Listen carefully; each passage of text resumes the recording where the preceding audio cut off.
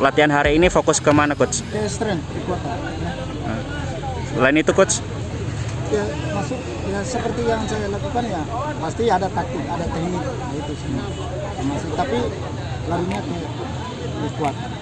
Ada beberapa materi latihan tadi. Nah, itu yang saya lakukan strength bagaimana mengembangkan dia punya kekuatan.